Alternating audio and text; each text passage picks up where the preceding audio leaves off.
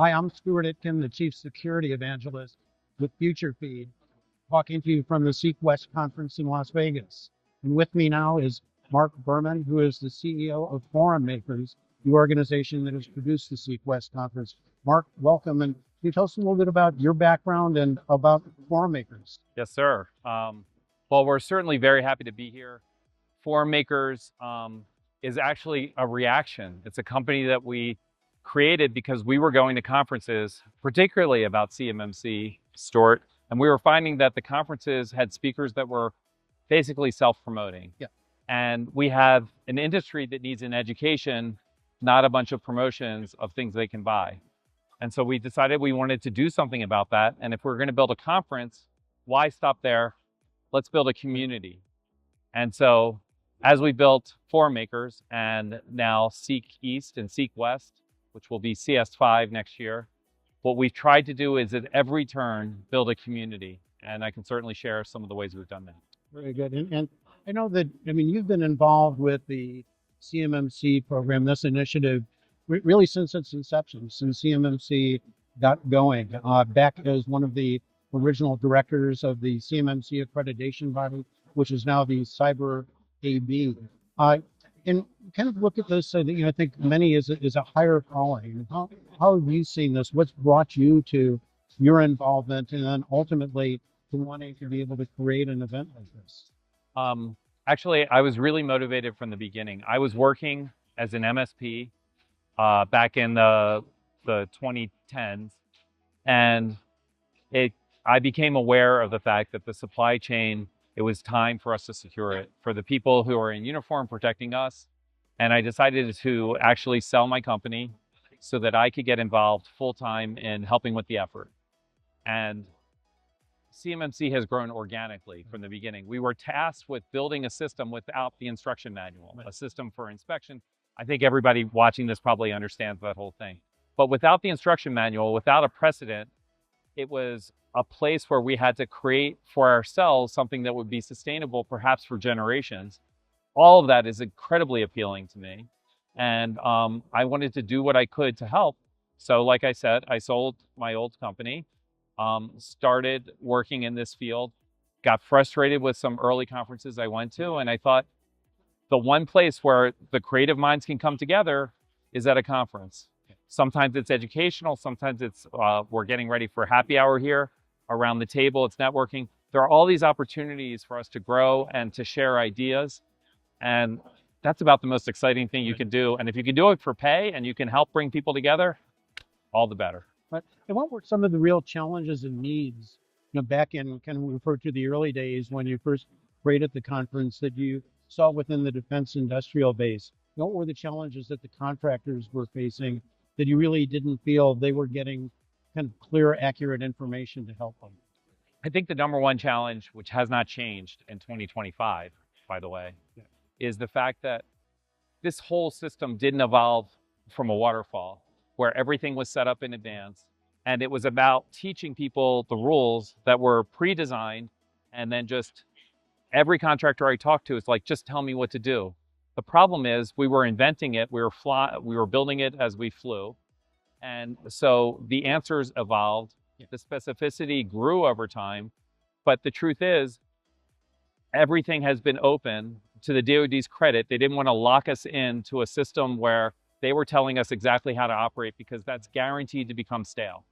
So once they decided that we're not going to build a system where we direct every company down to the most minute detail, well, flexibility is fun until you're in a chair where you can do 5 different things and it's subject to interpretation. So that requires, I think, not teaching and listening, but a conversation, and in fact, repeated conversations.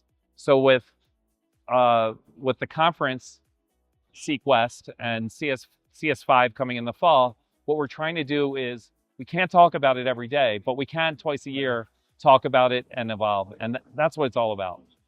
And I know that there have been a lot of changes, within the ecosystem.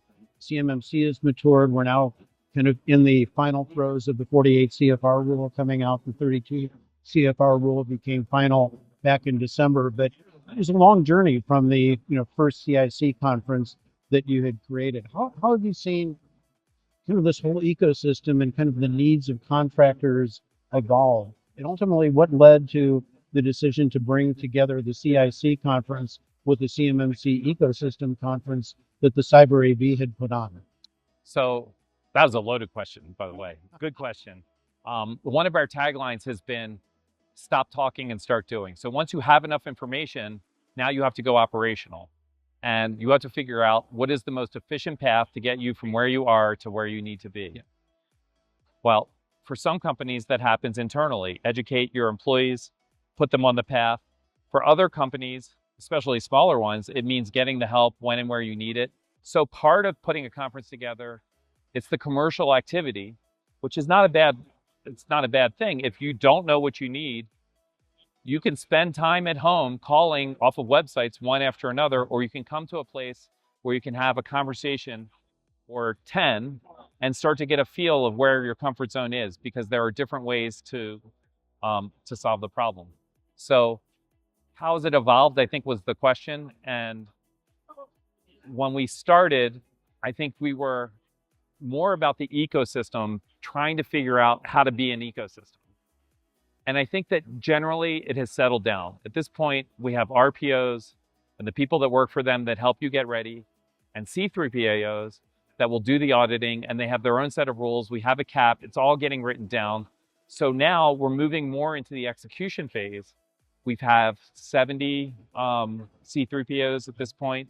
They're all busy, and in fact, most are booked well into next year. So now there's an operational thing. If you realize that the rule isn't going away, and we heard from Katie Arrington this morning, she said the rule is not going away. In fact, we're doubling down as a government. So if you have all of that going on, the question is, do you want to see an RFP pop up on your desk that says CMMC certification required, and you can't bid? And so now we're moving into that door where we go from let's generically learn about it to what do I need to do now and how am I going to get it done? And to me, that's the exciting part. So in 2024, CIC and the Cyber AV Ecosystem Conference came together to form CEIC East at that time. True. And big announcement today was the coming together of CS2 with CEIC to be able to form what will be the CS5 conference, first conference being in National Harbor coming up this coming October. Why was this the right time to bring those conferences together and really bring together all of these communities into kind of one Uber community? Yeah, once again, fantastic question. So like, when is when? So CS2 is organized by Summit 7, who's been a very active MSP in our industry. And they've run 14 conferences over the last few years. Their conferences tend to draw 300 to 500 people, very active community. But Summit 7, like many of the other people who are here, they're starting to get really, really busy.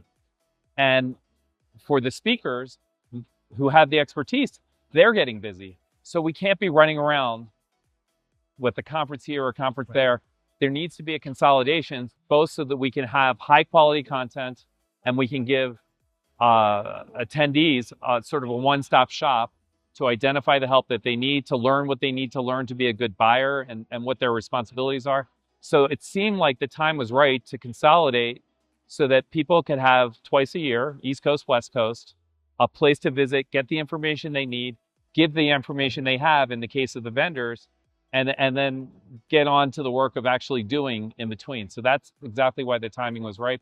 We're happy to have Summit 7, CS2 as a title sponsor for the next few years. And forum makers, we're going to keep innovating, keep growing the conference. And it just seems like the stars are aligned. So let me ask you to look into your crystal ball. We've talked a lot about the past, but we see a lot of talk within government or about regulations within government being harmonized. We've seen a proposed RCUI rule that we expect to see finalized later or sometime this year. You know, as you look at this initiative, today it's a DoD initiative specific to defense contractors, but now how do you see this evolving over time, both kind of cybersecurity regulations across the government and how you expect this conference to respond to that? So for me, I don't look at it as an evolution of regulation. I think it's an evolution of culture. I think at the end of the day, technology, data, these are tools that we use in every business from the smallest to the largest. And the culture is evolving to the point where everyone is kind of understanding and coalescing about the threat and the risk. And we can no longer go blindly into the night thinking that what my company does is under the radar and it doesn't matter. Or I don't have an effect. Who really cares? At the end of the day, the culture of being an organization that serves in the DIB is changing right in front of our eyes. And that means from the CEO on down, there's an understanding of risk. There's the traditional cybersecurity reputation risk that can bring a company down. And it's very hard in the private sector. You have individual consumers that may or may not hear about a problem that you had, and they forget fast enough. But if you're providing work for the government, they're going to remember, and you have a responsibility that is much greater than yourself. And so the cultural understanding is that we don't slap cybersecurity on at the end. We do it every single day as we go, and we do it at the top level of the organization down to the person who's executing on whatever procedures, which were never written down before, are now written down because we want to have evidence of them. So this is all about culture, and culture changes like a ship in the ocean. It doesn't change. It doesn't turn on a dime. It turns over a long distance and a long period of time, and we're in the middle of that turn right now. And I know one of the additions to the conference this year was having a track for business executives specifically focused on that whole issue of culture, and really the notion that security culture needs to come from the top of an organization. Do you see that expanding as part of the format? 100%. 100%. So the transfer of information doesn't just happen. You can't throw information out there and then the right people get it and consume it. Everybody needs a different level of information. So for the C-suite, we designed a program experimentally at this conference, and we got great feedback. Today or yesterday, we had a golf tournament, which a lot of the senior executives enjoy, gave them a break, and then they sat in for 4 hours of everything you need to know to make sure your organization is on the right CMMC track. And then they had a happy hour. Yeah. So that's fine, and that's as deep as a CEO needs to go, or a COO, or somebody in that level of authority. For the rest of us, we have engineers that need to implement. We have leaders that need to make sure that the system that we're implementing, everybody is talking at a detailed level to each other, because that cultural change doesn't happen by edict. It happens one policy and one procedure at a time. They need 2.5 days to explore the details. Executive forum, I think, is something that's going to grow. And once the executives understand and it's embedded in the culture, it doesn't matter if you leave company A and go to company B, cybersecurity culture is going to be in both places. And then we will have done our job, frankly. So if the defense contractor were to walk up to you and to say, Mark, why is it that I should attend CS5 in October? What's important? What am I going to learn? How is it going to change my business? How would you answer that question?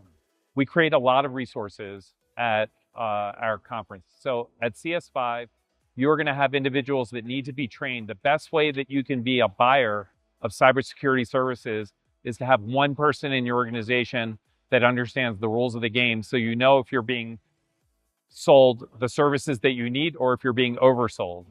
So we'll have training, both CCP and CCA training. I personally recommend that everybody, if you have the person to do it, every IT director have at least CCP training. We have the executive forum training that's already been referenced. We are going to provide introductory sessions for the contractor base to understand CMMC at a little bit more detailed level than the executive forum. What is CUI? How is it tracked? What are the rules of the road? This CFR 48 is coming out shortly. It's not going to be a thin document. There's going to be a lot to understand. We already have Part 32. We have DFARS. We have the CUI rule. There is so much to consume. And frankly, as a contractor, you're responsible for all of it. Here at CS5, we build a community in another way. Every session has at least 2 speakers. Sometimes they never met each other, but they're both in the ecosystem. The community builds one relationship at a time. So you'll hear from the best experts. We have We'll have 30, 35 sessions. The sessions, you'll have relationships with 2 people at each session. We'll probably continue our Express Connect. So some people like to go to trade shows and have little flyby conversations. Other people, especially if you're looking for a consultant, you need a half an hour to sit with somebody. So we'll continue to offer Express Connect. We will still have a golf tournament. We will still have a Women of CMMC dinner.